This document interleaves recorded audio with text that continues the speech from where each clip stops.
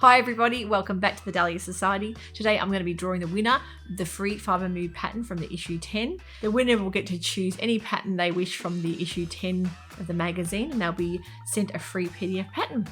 So stay tuned for that. I had a fantastic response to that episode. So many of you hadn't heard of Fibre Mood before that were really keen to learn more about the pattern magazine. I also want to say a really huge thank you to the response I had on my episodes for my top summer dresses to make, or the must-have patterns you must make for summer.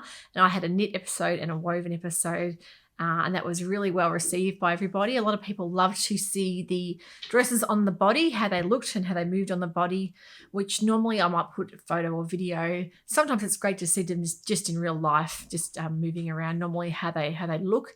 And also a lot of viewers had commented how they loved that my measurements were listed. If you didn't know that, on every episode in the description box, my measurements are listed so that you can maybe compare your measurements and get a bit of an idea, a bit of a feel how that garment may look on you. So it really gives you a bit more of a realistic idea there, so on a realistic body. So yeah, thank you so much for all the lovely comments on those episodes, and there are more to come. I'm actually thinking about doing more episodes on maybe my top summer skirts or my winter skirts, tops that I love to wear, because I'm a really big top maker. I love making tops, my most worn items in the wardrobe, because they're so quick and easy to sew. Speaking of tops, the one I've got on here today, this is a Liberty fabric that I purchased from Sewciety Fabrics. It was a beautiful piece of fleece that I purchased from Sewciety Fabrics, and it was 70 centimetres, and I just couldn't let it go. I knew I could do something with it, even though it wasn't, quite a metre. It was 150 width, so I had quite a bit of width to play with. The Tree of Eden, I think it is the print. I'll pop some photos up so you can see exactly what I've done with it. It's in the Megan Nielsen Jarrah sweater in the version with the low-high hem, the curved hem. I just loved how this has come up. I've probably worn this about 3 times this week already. Because the fabric didn't have quite enough to do the whole top in the fabric, I just did the front and back. And I decided to get a really nice navy fleece to complement the navy background. So I wanted to use every scrap of the Liberty fleece. And yeah, I think the navy complements it really well. So I just love the pop of colour, and I love the almost embroidery looking print in it. I just think it's stunning. So really happy with how that's turned out. So you might have known my Megan Nielsen Jarrah sweater. I've done it also in the tie front version as well. Really love that pattern. Gee, the fit on that is superb. I made the size 16. That's because I like mine a bit roomier, a bit boxier, but I really want to make all the versions in that for winter, because I just think it's a fantastic pattern to have in your wardrobe staple. Also, I think it would be fantastic in a lightweight jersey for a transitional piece as well. So not just for winter, I think for summer and autumn would be a great pattern to have as well. So another one I've been making this week, I've just put the finishing touches on this on my mannequin. You may be able to see here. This is the I Am Lion top. I haven't taken any photos of it yet, but absolutely love this as well. The little puff sleeve, and the same thing. I didn't have a lot of this fabric, which is from Wattle Hill Fabrics. Beautiful Euro jersey in that plum and green print. Decided to go for the lovely deep green, almost like a bottle green sleeve, and the band to complement, and the neckline as well. And the thing I love about the I Am patterns in their tops, they have that beautiful button feature at the top. So you can use a nice button to complement it. It adds a little pop of color and a little bit of detail that makes it just that little bit more special than a normal sweater style top. So I'm really happy with how that's come up. So I'll be featuring that in my makes episode that I'll be doing next week. So stay tuned for some photos of that on. So really on the top bandwagon this week, trying to get through all my lovely cozy knits that I've purchased for, and I think I've shown you most of these on my last fabric haul. This is another new pattern that was released last week, and that's a Pattern Emporium unwind jumper. Now you'll see that this one is just like 2 pieces, so you need a fairly wide width fabric to get that whole piece of front and back on the fold with the arm as well. So a really easy make by the look of it, but you just need to make sure you've got the right amount of fabric. So looking forward to making that one. Not sure, I haven't found the right fabric for that yet. I think I will go for a plain, because being directional prints, and if you haven't got enough fabric, you can get into trouble if you want to do sort of one up one way and one up the other way, the pattern pieces. So you've got to be careful of that. So I think with a plain fabric, I'm going to have a little bit more room to move. Then I'll only need about 1.5, 1.6 meters of fabric. So looking forward to that one. I got some gorgeous fabric in today that I'd purchased from May Design, of course, another fantastic shop online here in Australia that have beautiful quality knitwear, especially fleeces and cozier style things. I bought this gorgeous lilac. It's called a cozy knit. It looks and feels like wool, like a soft, looks like almost a cashmere, but it's actually cotton brush fleece. But I just love the color. It really appealed to me. And I love the brush back. It's almost the fleece on the inside, but the lovely cotton look on the outside. It's a beautiful weight too. So I think they are getting more into colorways in this particular fabric, but gee, it feels soft. It's one of those ones that you would just love to have one of every color in the wardrobe. And I got 1.5 meters or 1.3 meters. I'm not quite sure now, but there was a top in mind from Style Arc, another puff sleeve, simple sweater style top. I've totally forgotten the name of the pattern, but I will link it here. I'll put a picture so you guys can see exactly what I mean. I just think that will look perfect with a long floaty skirt. Now the skirt I've pictured in my mind is in an art gallery fabric that's got this color and green. So I'm thinking about purchasing that fabric so I can actually make that whole complementary set then with the skirt and the top. Maybe a little jacket over the top in a green would complement it as well. So loving the teal and lilac combination. It's really unique, really pretty, and it's not a color I have a lot of. I don't wear a lot of this sort of, or like even blues, but I do love them on me. When I see them, I think, okay, I think I can get away with that, even though it's a cooler color. I just think the lilac's so in at the moment, really pretty and different. So excited to make that one. Another fantastic thing about May Designs is you might know that they actually do matching fabric thread to that. They'll actually recommend it when you're purchasing your fabric that they've got the matching color thread, so you don't have to put the thought into that. It's all done for you. So I love that. It just takes all the hard work out of it. Because of the way the I Am Lion top turned out, I was really thrilled with the whole cuff and the sleeve detail. I purchased them in a bundle pack, the I Am Lion and I Am Zebra top. I'm going to make the I Am Zebra top in a lovely paprika fleece that's also from Wattle Hill fabric, matching ribbing as well. So that's what I've got actually on the go at the moment. I'm actually in the process of making that top the next day or so. So I can't get enough tops at the moment because I just find them great to wear for sort of even around the house or for going out. They're the kind of top that is a little bit more special than a sweatshirt with the sleeve detail. It just gives it a bit of a style that you might not get with just your normal sweatshirts. Another Wattle Hill fabric I have shown you also before is the jersey in this lovely green color. I'm just in two minds about what to do with this. I've got a few things that I've thought. I've got 2 meters, so it's enough fabric to do whether I do a dress, knit dress with it, or whether I do another top. I'd planned to make a top, but now I'm thinking because I've got enough to do a dress, I really could do myself a knit dress. So if you've got any suggestions with knit dresses with a sleeve, doesn't necessarily have to be long. I've only got 2 meters, so I'm thinking something to the knee length I could wear with tights or leggings. The only thing with that is sometimes they can stick to tights, that sort of loop back fleece or jersey. So not 100% sure. So I'd love to hear your comments if there's something that would look great in this green.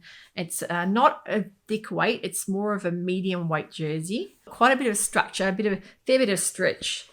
But yeah, just not quite sure what to do with it. I've been thinking of doing a Lodo dress, the True Bias. One of my favourite knit dress patterns was the Lodo.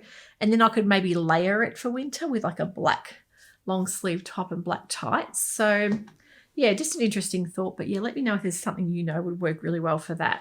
I had my beautiful aunt visit yesterday with a bag full of fabrics that was from her late mother and her late sister that had been in storage for quite a long time. And I know I'd mentioned it on a previous episode that she wanted to give me this bag of beautiful treasures that they'd been storing up for quite a while. Shinji's come to visit. This is my daughter's rescue cat. She adopted him a couple of years ago, probably 3 or 4 years ago now. And he was a little kitty when we got him, and he's turned into a huge, giant beast of a cat, but we love him. He also loves fabric, so you can see he's always sitting on it. And he's not camera shy, as you can see. So the first fabric she pulled out was this beautiful vintage fabric that belonged to her mother that was around the 40s to 50s, she thinks. Yeah, I just think it's fascinating to see the fabrics. If you've got an older style fabric, just the amount of detail in it. I think it'd be really hard to find something like this now, the amount of embroidery detail. It's in like a beautiful yellow, bright colour sunflower yellow with all these beautiful embroidered squares. And you can see they've all been done in different colours. Just complements the fabric, just gorgeous. I think it looks like a linen blend. I'm not 100% sure what it is. But the weight of it, it's really different to the linens you get now. I think having that either a cotton blend through it might be making a little bit more of a smooth structure. But I'm really interested to make something out of this. I'm thinking either a nice sundress for summer or a button-through blouse, like a long-style tunic blouse would look perfect as well. So really pretty fabric. Just so thrilled to have something with that much history behind it and that's been sitting in storage for, 60 odd years. So I think it's, it's beautiful. She also had a beautiful, luxurious, almost a burnt red velvet, which is just stunning. A really nice weight velvet. I think it would make a gorgeous jacket. I'm not really sure what I want to do with it yet, but I want to really do this justice because the fabric itself is stunning. I think I could really see it in a jacket or a vest. I think it would look beautiful. But it's probably almost like an upholstery weight velvet. Would also be beautiful in cushions as well. So who knows, I might even get to do some upholstery work with it. She also showed me this beautiful silk velvet that she had that had been made up into a dress, I think. But she's just salvaged what she could because I really think you could do a lot with these type of amounts of cuts of fabric. It's just so nice to salvage them and maybe repurpose them. But yeah, really pretty colour.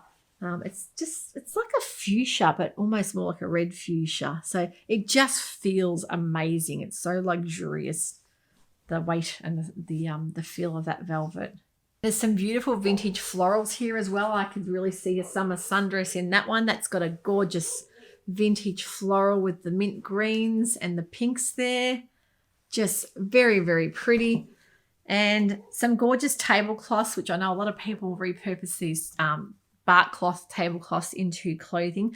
I'm contemplating whether just to keep them for tablecloths because I do love a good tablecloth.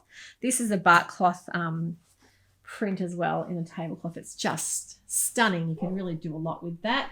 With the border print, exactly my colours too. So deciding whether I'm going to keep it as a tablecloth or chop it up, I'm not really sure. And the embroidered tablecloth, which of course everybody embroidered back then. It's such a shame to lose these kind of treasures because there's so much work in that. And I know my oldest daughter, she does do a bit of embroidery. She does patches for a lot of anime characters.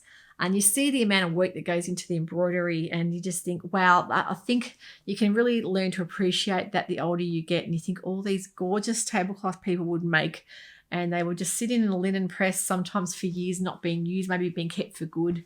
So if you have something like that, get it out and use it for every day because really, I think every day should be the special day that you're saving up for because we don't know what tomorrow brings. I think it's always nice to treat every day like a special day. Use your good crockery and cutlery and use your nice linen. I think it's just very special. I'm also really happy to tell you that I have finished my Perth cardigan. Finally finished it last week. Made it a little bit bigger than what the pattern said. Maybe a tad too big, but you know what? It'll be cozy to wear in the house. Love the fringing detail. It was really easy to do. The pattern was really easy to follow on knitting on the round. I'd never done that before, so quickly learned how to do that. And being a chunky knit, it knitted up quite fast. So after the disaster of having to pull it apart and start again, it actually didn't take too much longer to knit up properly and much happier with the end result. So, and I've also soaked it in the wool wash and flattened it. And I think it's called blocking when you first make a knit jumper or cardigan and you want to shape it. You needed to let it dry for a few days in that actual shape before you wear it. And it really does change the almost like the structure of the knit. It really sort of flattens it out and gets all those bumps and curves out of it. I'll pop some photos up so you can see how this looks on. I'm really happy and it's giving me the knitting bug as well.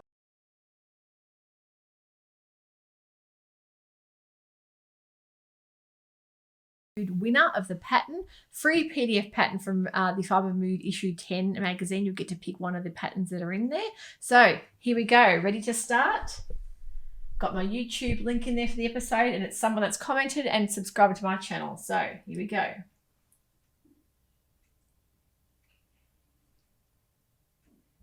Beverly Blades. The winner is Beverly Blades, and she wrote, first introduction to Fibre Mood. Would love to try the dress pattern. Beverly, if you can get in contact with me, I will get your email address, and that way I can send you the pattern of your choice from the Fibre Mood magazine. So well done. Congratulations.